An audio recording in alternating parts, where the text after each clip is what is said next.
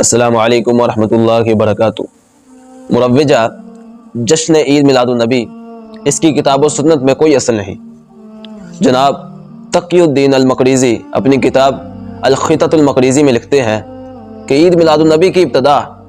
یہ 34 صدی ہجری میں ہوئی، اور سب سے پہلے مصر میں نام نہاد فاطمی شیعوں نے جشن عید میلاد النبی منایا۔ نبی کے یوم ولادت کو یوم عید قرار دینا یہ عیسائیوں کا وتیرہ ہے، اور یہ مروجہ عید میلاد النبی یہ عید میلاد عیسیٰ کے مشابہ ہے اور بہت بڑی بدعت ہے۔ کفار کی مشابہت، کفار کی رسموں پر عمل کرنا، اسے نبی کریم صلی اللہ علیہ وآلہ وسلم نے ویسے ہی منع فرما دیا ہے۔ پہلے تین زمانوں میں اس عید میلاد النبی کا تصور تک ہی نہیں تھا، یعنی نبی کریم صلی اللہ علیہ وآلہ وسلم کے زمانے میں عید میلاد النبی کا کوئی تصور نہیں تھا۔ صحابہ کرام رضوان اللہ علیہم اجمعین کے زمانے میں عید میلاد النبی کا کوئی تصور نہیں تھا۔ تابعین کے زمانے میں، سلف صالحین کے زمانے میں بھی عید میلاد النبی کا کوئی تصور نہیں تھا۔ جناب احمد یار خان نعیمی بریلوی اپنی کتاب جاء الحق میں لکھتا ہے کہ لم يفعله احد من القرون الثلاثہ انما حدث بعد، کہ پہلے تین زمانوں میں، یعنی نبی کریم صلی اللہ علیہ وآلہ وسلم کے زمانے میں، صحابہ کرام کے زمانے میں اور تابعین کے زمانے میں یہ عمل یعنی عید میلاد النبی کسی نے بھی نہیں کیا۔ انما حدث بعد، یہ تو ان تینوں زمانوں کے بعد کی ایجاد ہے۔ احباب، یہاں سے ہمیں معلوم ہوتا ہے کہ اہل بدعت علی الاعلان یہ اعتراف کر رہے ہیں، علی الاعلان یہ تسلیم کر رہے ہیں کہ جشن عید میلاد النبی کا تصور نہ تو نبی کریم صلی اللہ علیہ وآلہ وسلم کے زمانے میں تھا، اور نہ ہی صحابہ کرام کے زمانے میں تھا، اور نہ ہی تابعین کے زمانے میں تھا۔ یہ بات کی ایجاد ہے، اور مروجہ عید میلاد النبی اس کے بدعت ہونے میں کوئی شک و شبہ نہیں۔ اگر اس کی دلیل کتاب و سنت میں ہوتی تو صحابہ کرام سلف صالحین ضرور اس پر عمل کرتے۔ تاج الدین عمر بن علی رحمۃ اللہ علیہ، جو کہ 734 ہجری میں فوت ہوئے، وہ فرماتے ہیں ان اعمال المولد بدعۃ مذمومہ، کہ بے شک عید میلاد النبی منانا یہ بدعت مذمومہ ہے، مذموم بدعت ہے۔ اور شیخ الاسلام امام ابن تیمیہ رحمۃ اللہ علیہ، جو کہ 728 ہجری میں فوت ہوئے، وہ فرماتے ہیں ان ھذا لم يفعله السلف ما قیام المقتضى له،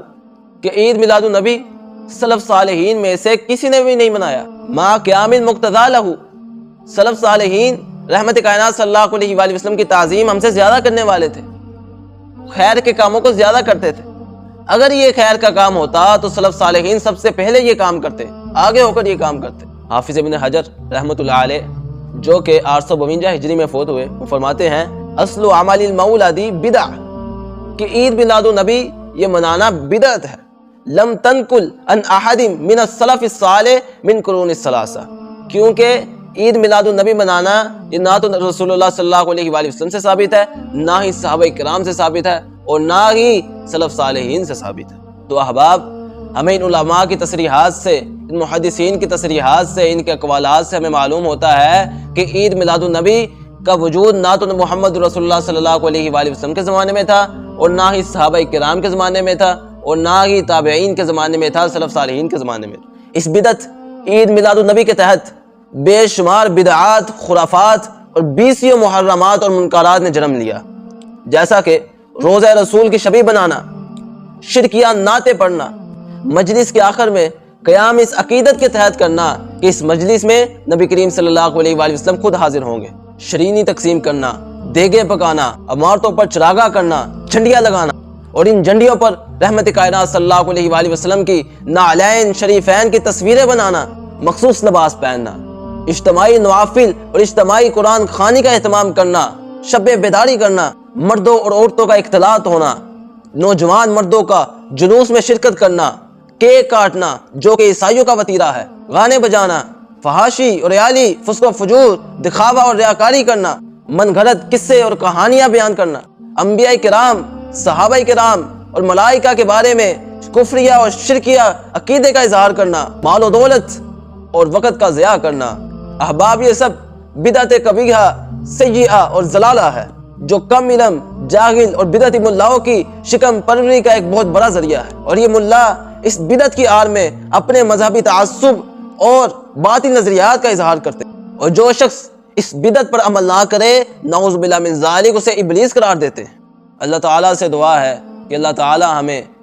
حق بات سمجھنے اور اس پر عمل کرنے کی توفیق عطا فرمائے، اور اللہ تعالیٰ ہمیں ان بدعات، ان خرافات سے محفوظ فرمائے۔